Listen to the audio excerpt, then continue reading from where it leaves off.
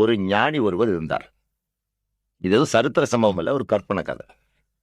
அந்த ஞானி அப்படியே போயிட்டு இருக்கும்போது சைத்தானை பார்க்கிறார், சனியனை பார்த்து. என்னடா இவனை பார்த்தா சாதுவா இருக்கிறான், தேசபக்திங்கிறான், பட்டை போட்டிருக்கான், கொட்டை போட்டிருக்கான், பார்த்தா தேசபக்திங்கிறான், என்னென்னமோ சொல்றான். இங்க வாப்பா, உன்னை பார்த்தா சாதுவா இருக்கிற, உன்னை பத்தி உலகமே பயப்படுதுன்னு.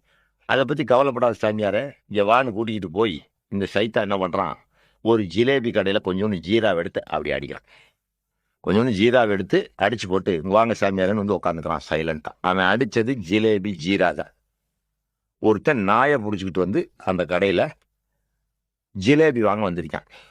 நாயை விட்டு போட்டு ஜிலேபி கட்டும்போது அந்த ஜீரா மேல ஒரு ஈ உக்கார, அதை பார்த்து ஒரு பள்ளி வர, கடைக்காரனோட பூனை பள்ளியை பிடிக்க தாவ, வெளியே இருந்த நாய் பூனையை பிடிக்க தாவுச்சு. இதாவ ஜீராவெல்லாம் கொட்டி போச்சு. கடைக்காரன் சட்டையை பிடிச்சிக்கிட்டான். உன் நாயால தாண்டா எனக்கு கொட்டுச்சுன்னு, உன் பூனையால தாண்டா. அவன் அடிக்க இவன் அடிக்க, இவன் 10 பேர் அவன் 10 பேர் கொண்டு வந்து ஊரு பூரம் சைத்தானா போச்சு. சைத்தான் அடிச்சது வெறும் ஜீரா தான். ஆமா, பாரத் மாதா கி ஜேன்னு ஜீரா அடிப்பான். தேசபக்தியாளர்களே, ராம பக்தர்களே, அவன் அடிக்கிறது ஜீரா, ஊரு பூரம் சைத்தானா போச்சு. இன்னைக்கு கிட்டத்தட்ட 4000 5000 பேர் தாலி இருந்து ஆரிய ராமனுக்கும் ஆப்கானிஸ்தான் பாபருக்கும் இந்திய பெண்களின் தாலிகளை ஏன் இருக்க வேண்டும் என்று கேட்கிறேன்.